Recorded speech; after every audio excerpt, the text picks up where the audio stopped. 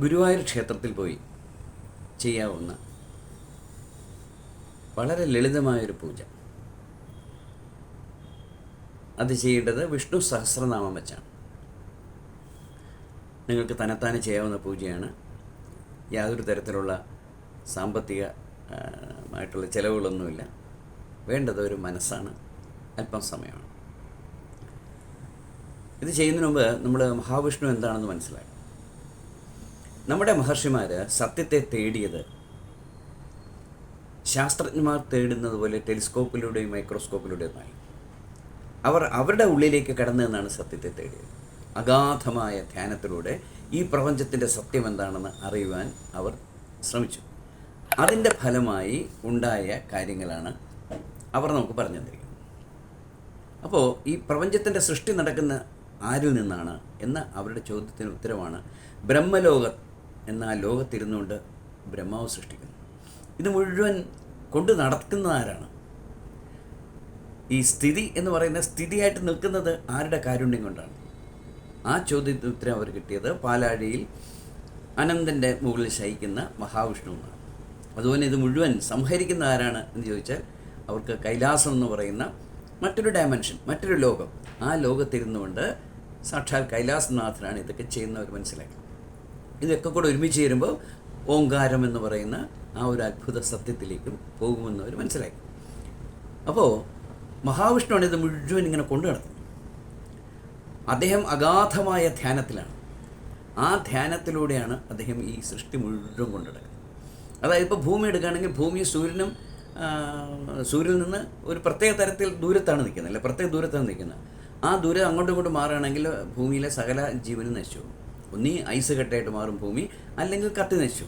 അപ്പോൾ ഇതൊക്കെ മെയിൻറ്റെയിൻ ചെയ്യുന്ന ഒരാൾ, സൃഷ്ടി സ്ഥിതി, ഈ സ്ഥിതി ചെയ്യുന്ന ദേവനാണ് മഹാവിഷ്ണു. ആ മഹാവിഷ്ണുവിനെ പൂജിച്ചുകൊണ്ടാണ് ചെയ്യുന്നത്. ഈ സഹസ്രനാമം ഭീഷ്മരാണ് പറയുന്നത്. 1000 നാമങ്ങൾ കൊണ്ട് ഭഗവാനെ പൂജിക്കുന്ന ഒരു രീതി. ശരി, ഇനി ഞാൻ പറയാം എങ്ങനെയാണ് അത് പൂജിക്കേണ്ടത്. വിഷ്ണു സഹസ്രനാമം ഭഗവാന്റെ 1000 നാമങ്ങളാണ്. മഹാഭാരതത്തിൽ ഉള്ളൊരു നാമാവലിയാണ്, മറ്റു പല പുരാണങ്ങളിലുണ്ട്. വളരെ ജീവിത ദുഃഖങ്ങൾ അനുഭവിച്ച ഭീഷ്മർ, അദ്ദേഹം അവസാനം ശരശയിലാണ് കിടക്കേണ്ടത്. അദ്ദേഹം ഭഗവാനെ സ്തുതിച്ചു പറയാം. വിഷ്ണുവിൻ്റെ 1000 നാമങ്ങൾ. ഈ നാമാവലി നിങ്ങളൊന്ന് വായിച്ച് മനസ്സിലാക്കണം. അഗാധമായി പഠിക്കുന്നു വേണ്ട, ലളിതമായ അർത്ഥമാണ്, അതൊന്ന് മനസ്സിലാക്കണം. എന്നിട്ട് ആ ഒരു പുസ്തകമായിട്ട് നേരെ ഗുരുവായൂർ ക്ഷേത്രത്തിലെത്തണം. അവിടെ ഉള്ളിൽ കിടന്ന് നാലമ്പലത്തിനകത്ത് ചെല്ലുമ്പോൾ അതിൻ്റെ ഒരു വശത്തൊക്കെ ഇരിക്കാനുള്ള സ്ഥലങ്ങളൊക്കെ ഉണ്ട്. സ്വസ്ഥമായിട്ടൊരു മൂലയിൽ പോയി ഇരിക്കണം. എന്നിട്ട് അതുവഴി കടന്നു പോകുന്ന ഭക്തന്മാരെ ഇങ്ങനെ നോക്കണം. പല തരത്തിലുള്ള ആൾ കടന്നു പോകും, കൂട്ടമായിട്ടൊക്കെ പോകും, അല്ലെങ്കിൽ ഒറ്റയ്ക്ക് പോകും. ആ ഭക്തന്മാരെല്ലാം മനസ്സുകൊണ്ട് തൊഴണം, വന്നിക്കണം. ഇനിയാണ് പൂജ.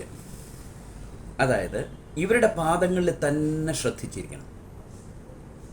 എന്നിട്ട് മനസ്സുകൊണ്ട് ഓരോ നാമവും പറഞ്ഞുകൊണ്ട് ആ ഭക്തന്മാരുടെ പാദങ്ങളിൽ ഞാനിതാ ഓരോ പൂക്കൾ അർച്ചിക്കുന്നു എന്ന ആ ഒരു ഭാവനയോടുകൂടി അർച്ചനയാണ്. 1000 നാമങ്ങൾ. ഓം കൃഷ്ണായ നമഃ, ഓം ലോകദാക്ഷായ നമഃ, അങ്ങനെ പോവല്ലോ. എന്തു വന്നാലും ഈ 1000 നാമങ്ങളും ചൊല്ലിയിട്ടല്ല എണീക്കരുത്. ഇനി മഴ വന്നാലും ശരി, വാശിയോടുകൂടി ഇരിക്കണം. ഇങ്ങനെ ഇരിക്കുകയാണെങ്കിൽ എന്താ ഫലം? ഫലം ഇതാണ്: നിങ്ങളുടെ ഉണ്ണിക്കണ്ണൻ കടന്നു പോകുന്നത് വഴി, അതായത് ഭക്തന്മാരുടെ കാലുകൾ നിങ്ങൾ കാണുമല്ലോ, ആ കാലുകളിൽ ഒന്ന് സാക്ഷാൽ ഭഗവാൻ ഗുരുവായൂരപ്പൻ്റേതായിരിക്കും. എങ്ങനെ അറിയാം? ഭഗവാൻ വളരെ വ്യക്തമായിട്ട് പറഞ്ഞിട്ടുണ്ട്, അർജുന, നീ എനിക്ക് പ്രിയനത്രയും. മനുഷ്യനോട് അത്രയധികം സ്നേഹമുള്ള അവതാരമാണ് ഭഗവാൻ ശ്രീകൃഷ്ണൻ. നിങ്ങളുടെ കണ്ണ് നിറഞ്ഞാൽ അത് കണ്ടു നിൽക്കാനുള്ള കഴിവില്ലാത്ത ഭഗവാൻ.